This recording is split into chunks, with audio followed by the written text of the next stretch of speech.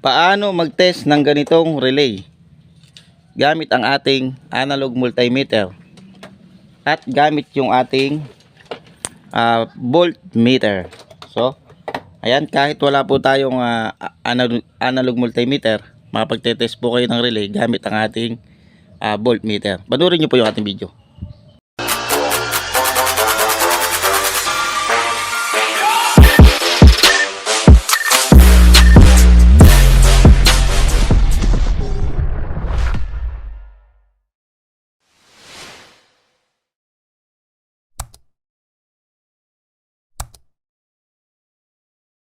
Ayan, isang magandang araw po sa inyo mga parts. Ngayon po, meron po tayong itetest ng relay, mga ganitong relay. So, paano ba mag-test ng relay gamit ang ating tester, analog multimeter. So, kung halimbawa wala kayong ganitong tester, ituturo ko din po sa inyo kung paano mag-test ng walang multimeter na gagamitin, Panoorin niyo po yung ating video, at kung bago lamang po kayo dito sa ating YouTube channel or napadaan lang, mag-subscribe na po kayo para lagi po kayong updated sa mga bago ko po mga upload video. Ngayon, ito po yung ating mga relay, Yan. So, iba-iba po yung mga sukat ng relay at iba-iba po yung mga nakalagay ditong mga naka-indicate, So, pagka po ganyan, meron siyang 6 pin, merong 5 pin, at yung iba, merong 4 pin, Ayan. So, ngayon, ang ating tatalakayin ngayon sa ating video, yung relay na 6 pin, Saka yung 5 pin. So, ano ba itsura ng mga ganitong relay, So, ganito ang itsura niya, Ayan, kung mapapansin nyo, meron siyang transformer na maliit dito sa loob, Ayan, Tapos, meron siyang contact point din sa ibabaw, ayun, Yung nagko-contact dito. So, ngayon, itetest natin tong mga relay na to. Tuturuan ko kayo kung paano mag-test ng gamit yung ating analog multimeter. So, ang gagawin lamang po nyo, set nyo lang po ito sa times 10 yung inyong multimeter, saka nyo po i-calibrate, So, okay? Yan. Inayos ko lang po yung ating camera mga parts. So, okay? Yan. Ngayon, ayusin ko lang po, Yan. Ngayon, i-test po natin to, I-calibrate po muna natin. So, okay naman? So, i-test po natin to, So, yan. Meron po tayong nakukuhang 38 ohms, Ayan. Pagka po ganito, yung ating nakukuha, ibig sabihin niyan, buo yung ating relay. So, saan ba tayo mag-test? Dito sa dalawang pin na to, sa dulo. Pagka ganitong mga 6 pin, Ito ay relay ng isang amplifier, Tingnan nyo dito sa 4 na pin, So, wala po tayong nakukuha dito, Sa 4 na pin. So, dito, meron sa 2 pin. So, pagka meron tayong nakukuha dito, at okay naman yung ating nakukuha, ibig sabihin niyan, buo yung ating relay. So, next natin, ito, 5 pin naman to. So, may dalawang pin dito na magkahiwalay, at may 3 pin dito na tabi-tabi, Kung napapansin nyo, meron nakalagay doon na parang rewind.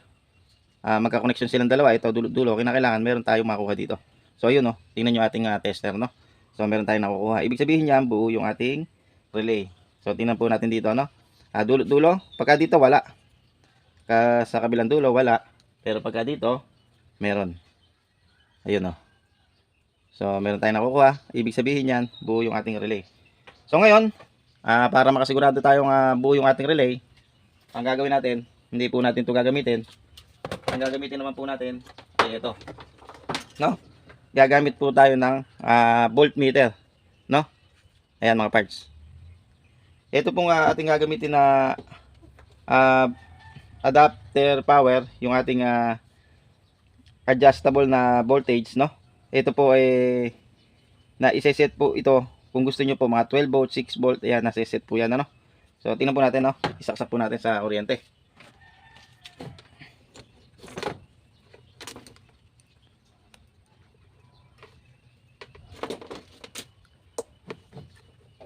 Ayan po, So, na-i-adjust po yan.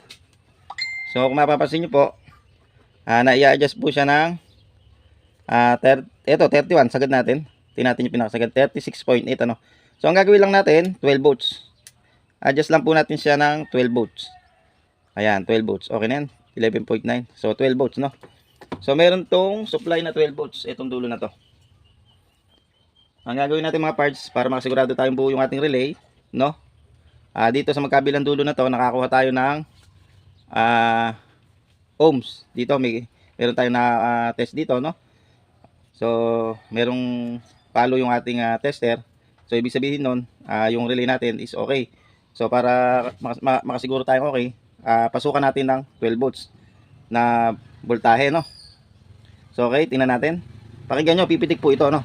Pagka po pinasukan nyo ng 12 volts. Ayan, no?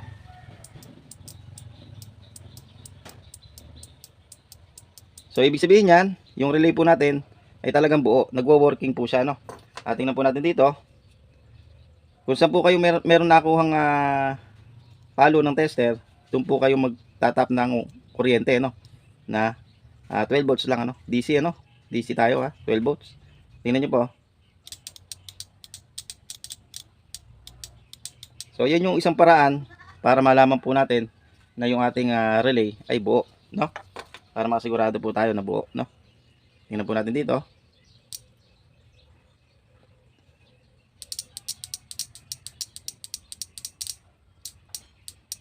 So ibig sabihin niyan, buo po yung ating relay. Nagko-contact po kasi siya, ito po yung ating relay na walang cover. Tingnan niyo po, nagko-contact po ito. Ito pong nasa ibabaw na to. So ayusin ko lang po yung camera para po makita nyo. Ayan mga parts. Nagko-contact po yan, no? Tingnan niyo po.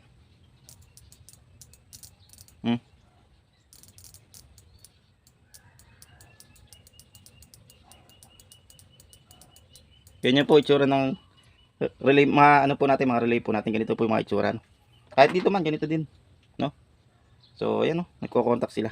So ibig sabihin yan, yung ating relay ay buo, no? Pagka ganung nagko-contact. Madidinig nyo naman, Ay, saan ba dito? Madidinig nyo naman, Wala namang kuryente ito kasi 12 volts lang yung kanyang supply DC, no?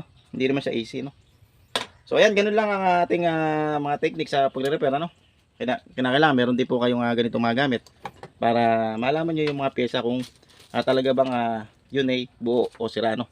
So ayan, pagka naman sira na yung relay, mapapansin nyo, wala kayong makukuhang ohms or wala kayong marireading dito sa dalawang line na to, no? Ayan, no? Wala kayong marireading pagkakasira yung ating relay, no? Pero pagka dito kayo nag-test, dito sa dalawang pin na to, talagang wala kayong makukuha reading. Pero pagka dito sa kabila, ikakabila nyo lang kung halimbawang hindi nyo kabisado, kakabila nyo lang ganun. At pag may nakuha kayo dito, ibig sabihin nun, ito yung nakakonektado sa ating transformer sa loob ng ating relay, ano? Ayan, no? So, ganun lamang po, ano? Pagka po kasi hindi naka-connecta yan or wala kayong makukuha reading, ibig sabihin yan, yung ating windings dito na ating relay ay sunog na o kaya putol, ano? Kaya hindi na siya mag-work, ano?